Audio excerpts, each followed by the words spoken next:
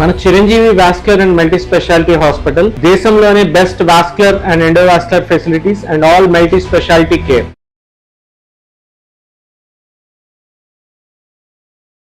Hello, doctor Dileep Gude here, physician, Yashoda hospital, Somajiguda, Hyderabad. మనం COVID గురించి ఈ మధ్య ఎస్పెషల్లీ లాస్ట్ ఫ్యూ వీక్స్లో మళ్ళీ వింటున్నాం.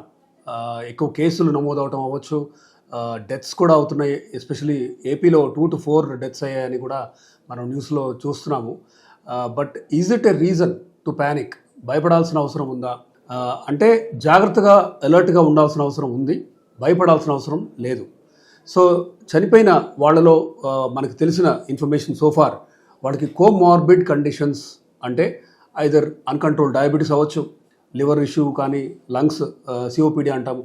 ఇట్లా కొన్ని కోమార్బిడ్ అంటే ఆల్రెడీ ప్రీ ఎగ్జిస్టింగ్ డిసీజెస్ ఉన్న వాళ్ళలో ఇన్ఫ్యాక్ట్ కోవిడే కాదు, ఏదైనా రెగ్యులర్ ఫ్లూ కూడా ఇట్ కెన్ క్రియేట్ ఏ హ్యావోక్. అంటే నార్మల్గా ఒక హెల్దీ 25-year-oldలో ఫ్లూ వచ్చి యూజువల్గా 4-5 డేస్లో నయమైపోతుంది.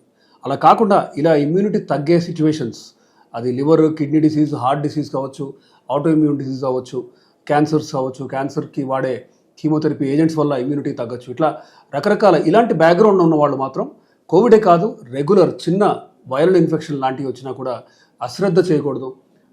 2వ రోజు 3వ రోజు చూస్తూ మీకు బ్రెత్లెస్నెస్, ఆయాసం అనేది పెరుగుతుంది అనిపించినప్పుడు ఖచ్చితంగా మీకు హెల్ప్ అవసరం. అంటే you have to meet your doctor.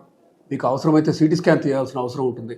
Chest ఎక్స్రేలో చాలాసార్లు ఆల్మోస్ట్ 30 times out of 100 మనం మేజర్ ప్రాబ్లమ్స్ని మిస్ అయ్యే ఒక రిస్క్ ఉంది.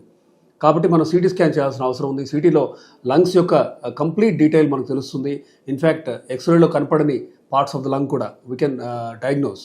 ఇట్లా గ్రౌండ్ గ్లాసింగ్ అపీరెన్స్ కానీ ఇవన్నీ కోవిడ్లో క్లాసిక్గా కనిపించే లక్షణాలు, అవి ఎక్స్రేలో మిస్ అయ్యే రిస్క్ కూడా ఉంది.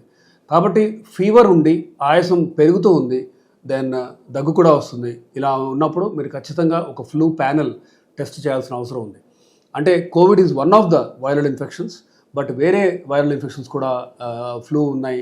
దెన్ 4-5 different టైప్స్ ఆఫ్ ఫ్లూకి మనం వ్యాక్సిన్స్ కూడా ఇస్తుంటాం, ఇన్ఫ్లువాక్ టెట్రా అని, ఫ్లూ క్వాడ్రీ అని.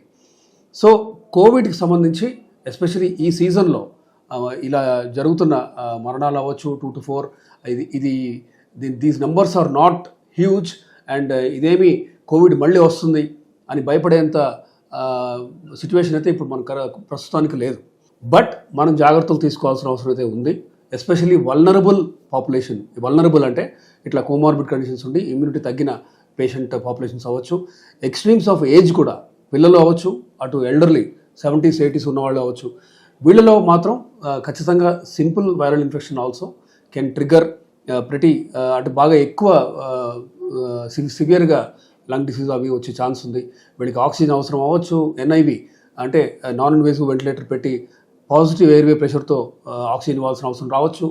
రేర్గా బాగా సివియర్ అయినప్పుడు ఇంకా వెంటిలేటర్ పెట్టాల్సిన అవసరం రావచ్చు. కానీ ఇప్పుడున్న సిచ్యువేషన్లో ఖచ్చితంగా ప్యానిక్ అవ్వాల్సిన సిచ్యువేషన్ లేదు. But we should go back to, మనకి గుర్తుంది 5 ఏళ్ల క్రితం ఎంత సఫర్ అయ్యాం ద హోల్ వరల్డ్. బేసిక్గా మనం శానిటేషన్ టెక్నిక్స్ ఇంప్రూవ్ చేసుకోవాలి. హ్యాండ్ హైజీన్ అంటే చేతులు సాధ్యమైనంత వరకు క్లీన్ చేసుకుంటూ ఉండాలి.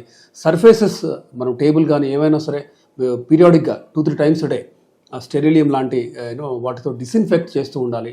దెన్ అట్లీస్ట్ మాస్క్ పెట్టుకోవడం అనేది, మీరు ఎస్పెషల్లీ క్రౌడెడ్ ఏరియాకి వెళ్తున్నారు, అక్కడ మాస్క్ పెట్టుకోవాల్సిన అవసరం అయితే ఖచ్చితంగా ఉంది. ఎస్పెషల్లీ ఈ సిచ్యువేషన్లో to tide over the current month. ఇప్పుడు రెయినీ సీజన్ వస్తుంది, రెయినీ సీజన్లో ఉన్నాం మనం. సో వైరస్ ప్రబలే ఛాన్సెస్, రిస్క్స్ ఎక్కువ. కాబట్టి జాగ్రత్తలు తీసుకోవాలి. ఎస్, అలా అని భయపడాలా అంటే అబ్సల్యూట్లీ నో. ఎందుకంటే ఈ నెంబర్స్ అలార్మింగ్ రేంజ్లో ఏమీ లేవు. అండ్ ఇన్ఫ్యాక్ట్ కోవిడ్ అయినా కూడా, సపోజ్ కోవిడ్ వచ్చింది, టెస్ట్లో పాజిటివ్ వచ్చింది, మనకి ఈ చిన్న అంటే రెగ్యులర్గా వాడే మందులతో అవుట్ పేషెంట్ బేసిస్లో కూడా మేము ట్రీట్ చేసిన సందర్భాలు ఉన్నాయి గత 2-3 వారాల్లో. సో కోవిడ్ అనగానే ఖచ్చితంగా అడ్మిట్ చేయాల్సిన అవసరం కూడా లేదు. బట్ మీకు ఆయాసం వర్స్ అవుతుంది, దగ్గు, ఆయాసం, జ్వరం ఇవన్నీ వర్స్ అవుతున్నాయి, మీ బ్లడ్లో పారామీటర్స్ మారుతున్నాయి, రిస్కీ జోన్లో ఉన్నారు, డీడెమర్ పెరగటం అవ్వచ్చు, ఇట్లా ఇవన్నీ జరుగుతుంటే మాత్రం ఖచ్చితంగా మీరు అడ్మిట్ అవ్వాల్సిన అవసరం రావచ్చు.